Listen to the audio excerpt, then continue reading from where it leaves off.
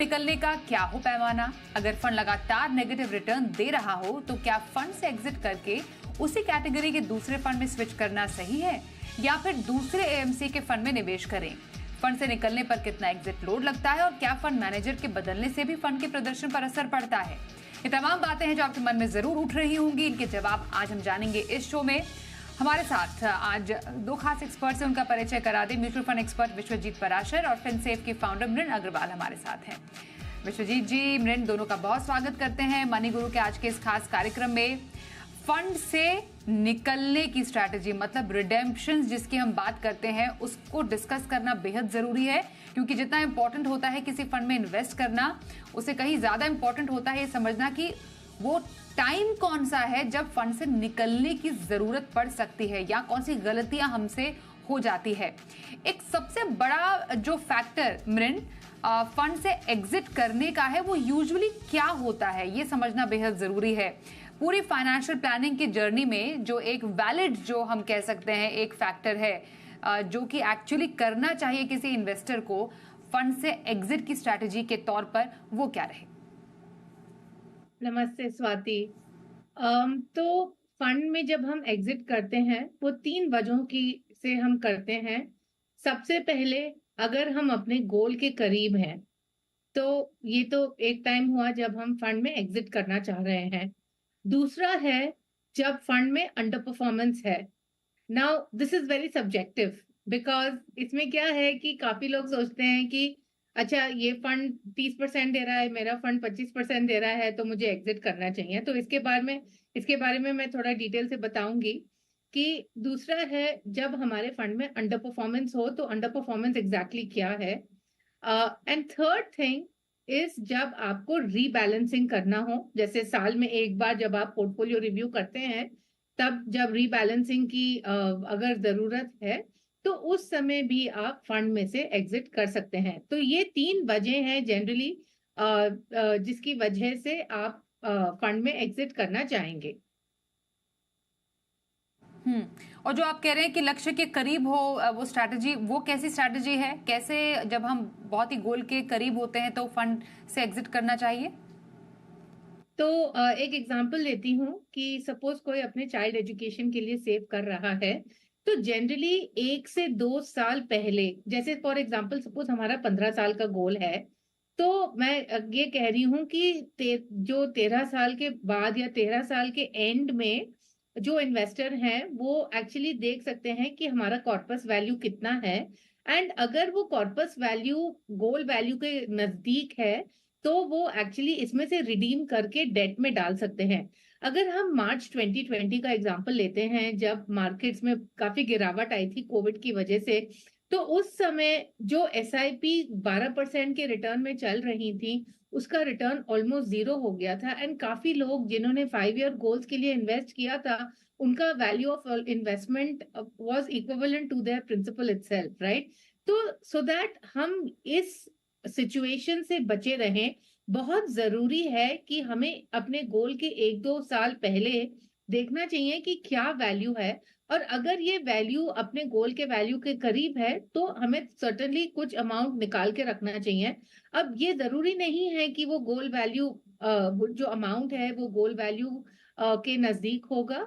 तो ऐसे केस में आपको देख लेना चाहिए कि कितना अमाउंट आप निकाल कर सिक्योर कर सकते हैं और बाकी का अमाउंट उसमें इन्वेस्टेड रहे। So for example again suppose child education का गोल है और लेट से 3 साल या 4 साल का कोर्स है, तो जो अमाउंट आपको पहले साल में चाहिए वो आप निकाल लीजिए, उसको सेफ रख लीजिए और बाकी का अमाउंट आप उसी फंड में इन्वेस्टेड रहिए और आप उसको मॉनिटर कीजिए। And as you are getting closer to the goal you look at doing the exit. Okay, तो आप जब बिल्कुल गोल के करीब पहुंचने लगते हैं तो वो फंड से एग्जिट करने का एक सही टाइम होता है। एक स्ट्रैटेजी या एक जो सिचुएशन आती है विश्वजीत जी, वो डिस्कस करना बेहद जरूरी है। हमने पिछले कुछ टाइम से देखा है जैसे एएमसीज के कामकाज पर, उनके मैनेजमेंट पर या फिर कुछ इस तरीके की रेगुलेटरी फ्रेमवर्क पर जब सवाल उठते हैं तब जो इन्वेस्टर्स होते हैं उनके मन में सवाल उठता है कि क्या हमें इस एएमसी में या फिर उस एएमसी के फंड में अपने निवेश को कंटिन्यू रखना चाहिए, नहीं रखना चाहिए? पिछले कई टाइम से हमने काफ़ी एग्जांपल्स इसके देखे भी हैं। तो ये जो पैनिक एग्जिट है, वो एएमसी के सिचुएशन के हिसाब से भी हो सकता है, या फिर बाजार काफ़ी ज़्यादा ऊपर नीचे है उस हिसाब से भी हो सकता है। इस सिचुएशन में करें क्या? स्पेसिफिकली एएमसी वाले सिचुएशन पे आपसे जानना चाहते हैं कि अगर ऐसा कुछ हो जाता है तो क्या फंड से निकलना सही है? देखिए स्वाति जी, ये बड़ा इंपॉर्टेंट है क्योंकि ऐसे सवाल अक्सर आते रहते हैं, क्योंकि कभी ना कभी सेबी की कोई इंक्वायरी चल रही होती है और उसकी वजह से पैनिक शुरू हो जाता है। तो मेरे हिसाब से आपको बिल्कुल अंडरस्टैंड करना पड़ेगा कि क्योंकि सेबी रेगुलेट कर रहा है म्यूचुअल फंड इंडस्ट्री को, तो कोई इतनी पैनिक करने की जरूरत नहीं है सबसे पहले। और आपको समझना होगा किस तरीके की इंक्वायरी है, ये क्या गड़बड़ हुई है। तो अगर कोई ऐसी बहुत बड़ी गड़बड़ नहीं लगती है आपको, तो मेरे ख्याल से आपको अपने इन्वेस्टमेंट के साथ चलना चाहिए, unless and until scheme under perform करने लग जाए। अगर आप देखते हैं कि 6 महीने 1 साल हो गया है और स्कीम अपने बेंचमार्क से अंडर परफॉर्म कर रही है या पीयर्स के कंपैरिजन में काफी अंडर परफॉर्मेंस है, तभी ऐसा एग्जिट करने का सोचना चाहिए। क्योंकि कभी कभी पैनिक सेलिंग में हम जो अक्सर गलती करते हैं वो देखते हैं कि हमने short term capital gain tax ज्यादा तो नहीं दे दिया, क्योंकि एग्जिट लोड होगा। अगर हम 1 साल से पहले पैनिक सेलिंग करते हैं तो आपको एग्जिट लोड देना पड़ेगा, टैक्स ज्यादा बढ़ सकता है आपका, तो उसमें कहीं ना कहीं आपकी रिटर्न्स को नुकसान हो सकता है। तो मेरे हिसाब से आपको एनालाइज करना पड़ेगा कि अगर स्कीम सही चल रही है और स्कीम में कोई बदलाव नहीं है तो आपको इन्वेस्टेड रहना चाहिए। अनलेस एंड अनटिल बहुत लंबे समय से अंडर परफॉर्मेंस चल रही है, तभी आपको डिसीजन लेना चाहिए, पैनिक में नहीं लेना चाहिए। और अगर आपको लगता है कि बाजार बहुत ऊपर है, जैसा आजकल भी आपको ऐसा लग रहा होगा, तो आपको इमीडिएटली ऐसे डिसीजंस नहीं लेने हैं कि आपने एग्जिट कर दिया क्योंकि प्रॉफिट बुकिंग करनी है। तो आपको जब भी एग्जिट होना है जब आपका पोर्टफोलियो रीबैलेंस करना है। अगर आपको लगता है कि भाई विद इन इक्विटी मैं मिड कैप स्मॉल कैप में मेरा एक्सपोजर ज्यादा हो गया और मेरा रिस्क एपिटाइट इतना नहीं कर सकता है, तो जरूर आप उस स्कीम से एग्जिट करें। और लार्ज कैप में जाना चाहते हैं या किसी सेफ स्टाइल में इन्वेस्टमेंट करना चाहते हैं तो आप कर सकते हैं। या विद इन एसेट क्लासेस आपको लगता है कि इक्विटी का एक्सपोजर बहुत ज्यादा हो गया है, जो मेरा 60% इक्विटी होना चाहिए था वो मान लीजिए 75% हो गया है, 10-15% ज्यादा हो गया है, तो मुझे डेट की तरफ चले जाना चाहिए। तो पोर्टफोलियो रीबैलेंसिंग के एक बहुत आवश्यक वो टूल है जो साल में एनुअली आपको करना चाहिए। मार्केट के उतार चढ़ाव को देखकर नहीं करना चाहिए। इसमें अक्सर आदमी इमोशनली गलत डिसीजंस ले लेता है। तो साल का एक रूल बना लीजिए कि आपको पोर्टफोलियो रीबैलेंस करना है, तभी आप जो भी चीजें एग्जिट करनी है वो इंपॉर्टेंट है। इसको ऐसा समझ लीजिए स्वाति जी कि अभिमन्यु जो महाभारत में थे, आप चक्रव्यूह में घुस तो गए हैं पर आपको निकलना नहीं आता। तो निकलने की स्ट्रैटेजी बहुत क्लियर है कि जो मेरा गोल है, जब वो गोल अचीव होगा तभी मुझे निकलना है। और अगर स्कीम अंडर परफॉर्म कर रही है काफी लंबे समय से, तब मुझे एग्जिट करना ओके, अब आपने जो ये पॉइंट बोला, स्कीम अंडर परफॉर्म कर रही है काफी लंबे समय से, तो वो एक बड़ा फैक्टर हो सकता है फंड से एग्जिट करने का। But how much is too much? Imran, ये समझना जरूरी है कि ये जो लंबे टाइम तक अंडर परफॉर्मेंस की जो ये अवधि है वो कितनी हो। क्या ये फंड टू फंड या कैटेगरी टू कैटेगरी भी डिपेंड कर सकती है? कुछ ऐसे फंड्स हैं जो कि आपके कोर पोर्टफोलियो में होते हैं, जो आपकी लॉन्ग टर्म गोल का हिस्सा होते हैं, उनमें कितने समय तक का इंतजार करना चाहिए? कुछ फंड जो सिक्लिकल होते हैं, सेक्टर्स या थीम से जुड़े होते हैं, वो डेफिनेटली हर साइकिल में अलग परफॉर्मेंस देंगे। तो ये परफॉर्मेंस के बेसिस पर एग्जिट स्ट्रैटेजी का सही तरीका क्या होना चाहिए? तो सबसे पहले जो हम अंडर परफॉर्मेंस बोलते हैं वो एब्सोल्यूट अंडर परफॉर्मेंस नहीं है। आप ये नहीं सोच सकते हैं कि अच्छा कोई कोई और फंड है, मैंने सुना कि वो फंड में 30% रिटर्न आया, मेरे में 20% आया, तो मेरा फंड अंडर परफॉर्म कर रहा है।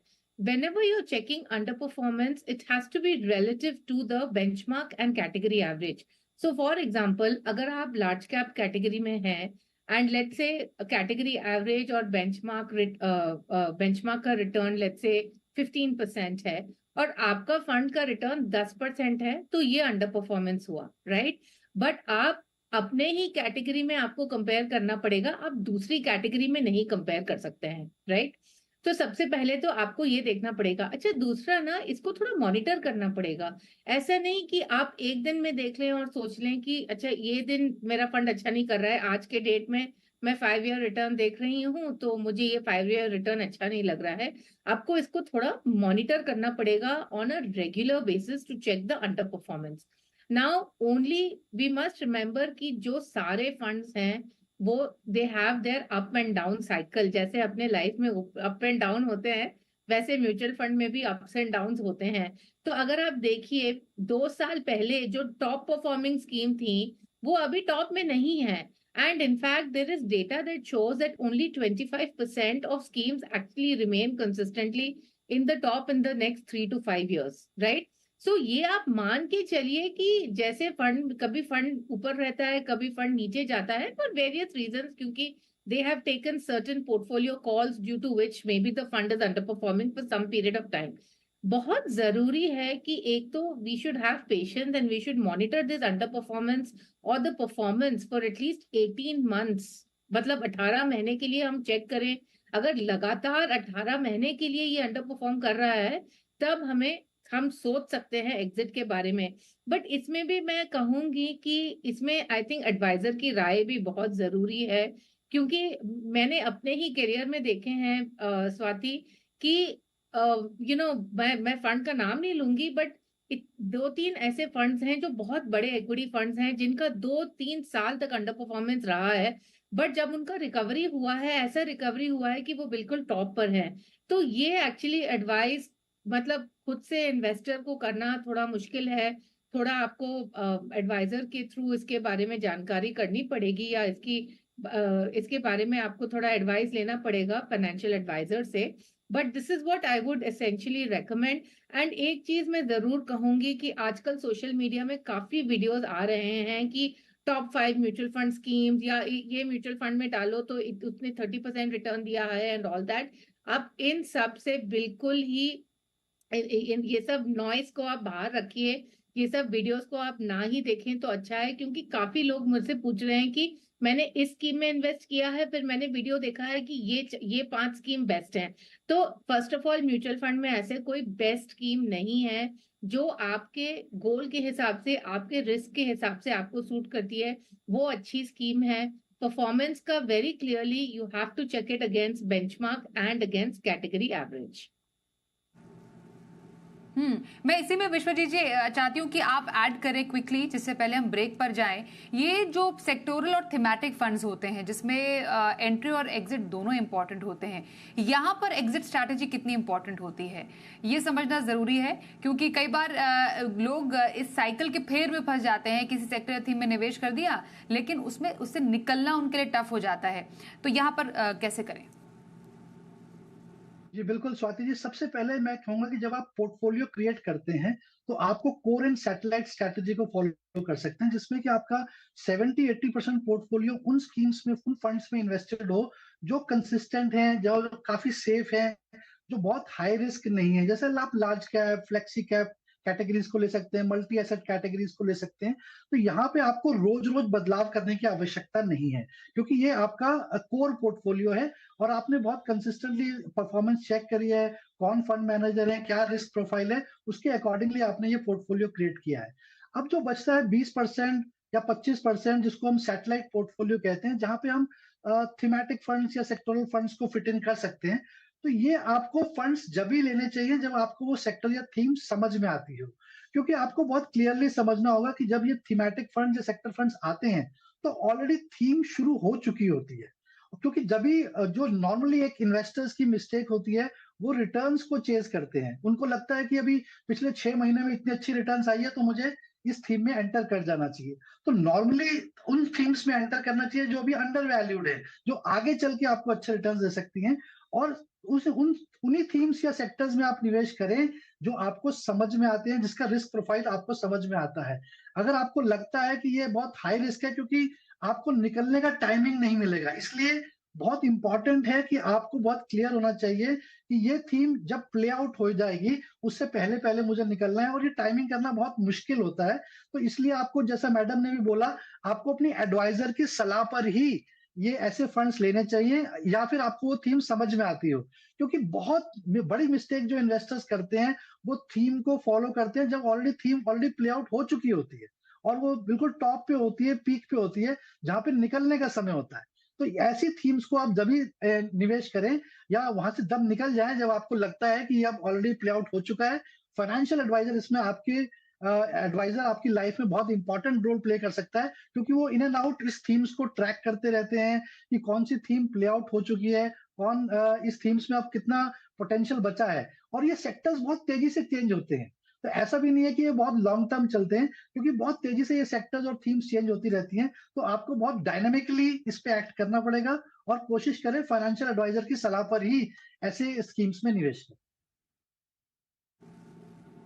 जी, तो ये रही स्ट्रैटेजी आपके लिए किसी फंड में एंट्री और एग्जिट की। एक ब्रेक के लिए रुकते हैं, ब्रेक के बाद भी जरा समझेंगे। आप फंड से एग्जिट का प्लान बना रहे हैं तो आपको एक चीज का जरूर ध्यान रखना है, वो है एग्जिट लोड, क्योंकि फंड से रिडेम्पशन पर या फंड से निकलने पर एग्जिट लोड, ये एक तरीके की फीस भी लगती है। वो कैसे लगती है, कितनी होती है, इस पर चर्चा थोड़ी देर में। बने रहिए हमारे साथ।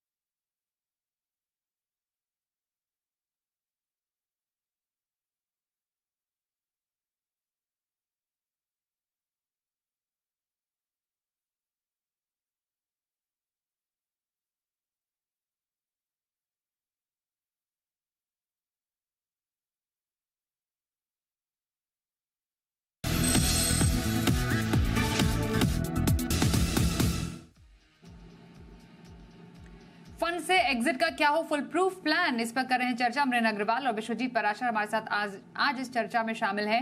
मृन, एग्जिट लोड एक ऐसा फीस होती है जो लगती है यूजुअली, जैसा नाम कह रहा है, एग्जिट पर, जब आप एक फंड से निकल रहे हैं, उससे रिडीम कर रहे हैं रिडेम्पशन के टाइम पर। जरा समझाइए एग्जिट लोड कैसे लगता है। क्या हर तरीके के रिडेम्पशन पर एग्जिट लोड लगता है या फिर एक टाइम के बाद एग्जिट लोड लगता है, ये जरा क्लियर कीजिए। तो बेसिकली एग्जिट लोड लगता है 18 महीने या 2 साल के बाद। हर फंड का अपना अलग अलग एग्जिट लोड होता है। और एक चीज हमें जरूर ध्यान में रखना है कि मतलब कभी कभी इन्वेस्टर्स को लगता है कि एग्जिट लोड लगता है जब बस हम वो फंड में से निकाल कर अपने बैंक में पैसे डाल रहे हैं। तो एग्जिट लोड लगता है स्विचेस पर भी, और I am sorry, exit load लगता है स्विचेस पर भी।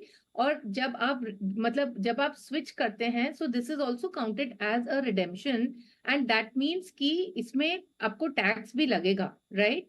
जब भी आप स्विच करेंगे या जब आप पूरा एग्जिट करेंगे, दोनों केसेस में आपको because there is a change in the fund, there is a change in the NAV. अगर आप डिविडेंड से ग्रोथ में भी कर रहे हैं या वाइस वर्सा ग्रोथ से डिविडेंड में कर रहे हैं, तभी भी ये रिडेम्पशन माना जाएगा।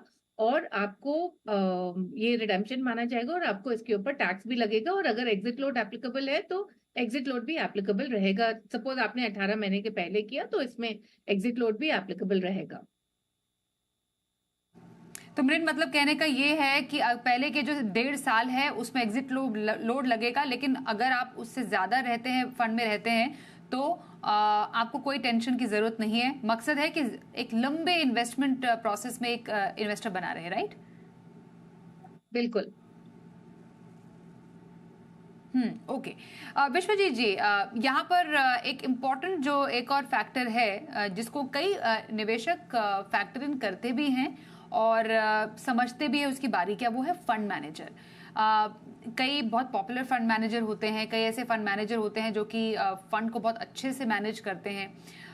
तो क्या फंड मैनेजर अगर बदलता है किसी फंड का, क्योंकि डेफिनेटली हर एक फंड मैनेजर अपने स्टाइल के साथ आते हैं, तो उनके बदलने पर कोई स्ट्रैटेजी चेंज एक निवेशक के लिए जरूरी है, या फिर इंतजार करें एक नया फंड मैनेजर आएगा, उसके स्टाइल को समझें, परखें और उसके बाद कोई डिसीजन लें?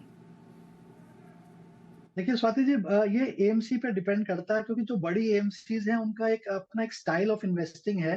तो वहां पे फंड मैनेजर का रोल बिल्कुल इंपॉर्टेंट होता है, क्योंकि वो बड़ी बड़ी कॉल्स और किस तरीके के स्टॉक्स को वो सिलेक्ट कर रहे हैं वो परफॉर्मेंस पे डिपेंड करता है।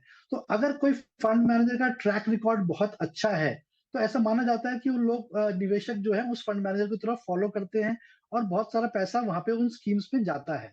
तो फंड मैनेजर अपने आप में हीरो हैं इस इंडस्ट्री के, अगर वो अच्छा परफॉर्म करते हैं। लेकिन ऐसा जरूरी नहीं है कि एक फंड मैनेजर चेंज हो गया तो पूरा एएमसी का स्टाइल चेंज हो जाता है। तो छोटी एएमसीज में अवश्य इसका इम्पैक्ट पड़ता है, लेकिन बड़ी बड़ी जो एएमसीज हैं जहाँ पे एयूएम काफी बड़ा है, तो वहां पे और भी जो रिसर्च के लोग होते हैं या जो डिप्टी फंड मैनेजर्स होते हैं, तो वो सब उनको कोप अप कर लेते हैं, तो बहुत ज्यादा परफॉर्मेंस पे इम्पैक्ट नहीं आने देते। तो मैं ये कहूंगा कि यस, फंड मैनेजर का इम्पैक्ट होता है, बट जहाँ पे एएमसीज बहुत प्रोफेशनली मैनेज करती हैं, उनका इन्वेस्टमेंट स्टाइल बहुत क्लियर है, तो वहां पे उस इम्पैक्ट को वो मैनेज कर पाती हैं, तो इसलिए थोड़ा सा इम्पैक्ट कम पड़ता है।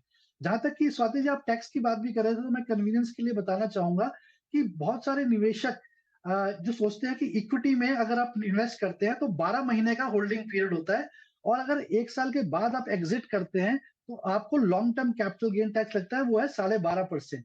और अगर आप साल से पहले एग्जिट करते हैं तो आपको short term capital gain tax देना पड़ता है करीब करीब 20%। और ऐसे ही अगर आप डेट फंड में जो पहले बजट के बाद इंडेक्सेशन पहले एडवांटेज मिलता था बजट से पहले, वो अब बंद हो गया है, तो डेट फंड्स आप देखेंगे काफी हद तक कुछ कम पॉपुलर हो रहे हैं, अनपॉपुलर हो गए हैं, क्योंकि वहां पे आपका जो टैक्स स्लैब है, जो आपका टैक्स रेट है, वही लगता है। और कुछ फंड कैटेगरीज ऐसी हैं जो हाइब्रिड टाइप्स हैं, जो जैसे कि फंड ऑफ फंड है, यहाँ पे या गोल्ड फंड्स हैं, जहाँ पे आपको 24 महीने का होल्डिंग पीरियड होता है और उसके बाद आपको टैक्स देना पड़ता है। तो बहुत सारे निवेशक स्वाति जी जो गलती समझते हैं, वो सोचते हैं कि मुझे टैक्स नहीं देना, तो इसलिए मैं फंड भी चेंज नहीं करूंगा और मैं जितने फंड्स लिए जा रहा हूँ एड ऑन करते रहते हैं। तो आपको ऐसा नहीं करना है। 1.25 लाख रुपए तक तो इक्विटी में पहली बात कोई टैक्स आपको देना ही नहीं है, और 1.25 लाख के ऊपर ही आपका कैपिटल गेन टैक्स बनता है। और ये कैपिटल गेन टैक्स कभी ना कभी आपको जीवन में अवश्य देना पड़ेगा। तो इसलिए आप जब पोर्टफोलियो रीबैलेंस करें तो ध्यान रखें कि अगर कोई फंड अच्छा परफॉर्म नहीं कर रहा है बहुत लंबे समय से, तो मुझे चेंज करना है, कैपिटल गेन का ज्यादा परवाह नहीं करनी है, क्योंकि वो आपके प्रॉफिट में से ही जा रहा है, आपके प्रिंसिपल में से नहीं जा रहा। बिल्कुल, और कई लोग टैक्स हार्वेस्टिंग भी करते हैं। 1 साल से पहले रिडीम कर देना, प्रॉफिट को री इन्वेस्ट कर देते हैं, तो उसमें री इन्वेस्टमेंट रिस्क भी लग जाता है।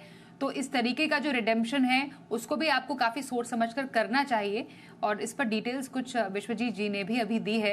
एंड में अमरिन, कई बार जो एक फंड है उसका कॉम्पोजिशन ही चेंज हो जाता है, वो चाहे टैक्स स्ट्रक्चर हो जिसका जिक्र अभी विश्वजीत जी ने किया, हमने डेट में देखा काफ़ी चेंजेस हुए। अच्छा, बजट के बाद जो चेंजेस हुए हैं कैपिटल गेन्स में, उसके बाद कई जो हाइब्रिड फंड्स है उनका कॉम्पोजिशन चेंज हो गया। तो ओरिजिनली निवेशक ने माने किसी hybrid fund, multi asset allocation fund में इन्वेस्ट किया हो जिसका डेट या इक्विटी कॉम्पोजिशन अलग हो, वो अब बदल गया है। शायद वो उनके प्रोफाइल से मेल ना खा रहा हो, या उनके टेस्ट से मेल ना खा रहा हो, या फिर कैटेगरी में बदलाव हो जाता है। हमने बड़ा एक बदलाव तो मल्टी और फ्लेक्सी कैप में हाल फिलहाल में देखा था, और ऐसे कुछ बदलाव जब फंड लेवल पर इस तरह के कॉम्पोजिशन के बदलाव होते हैं, तो कौन से लेवल पर कब जरूरत पड़े एक एग्जिट स्ट्रैटेजी की? देखिए, इसमें तो आपको देखना पड़ेगा कि क्या चेंज हुआ है, एंड अगर आप ये चेंज से सहमत हैं कि नहीं। तो फॉर एग्जांपल जैसे मल्टी कैप फ्लेक्सी कैप का जब हुआ था, तो यही हुआ था कि मल्टी कैप में फिक्स्ड आपको large mid and small cap रहेगा, वेयर फ्लेक्सी कैप में आपके पास फ्लेक्सिबिलिटी है, राइट। सो ये आपको थोड़ा देखना पड़ेगा कि मतलब is it tying in with what you have invested, what is the reason you invested.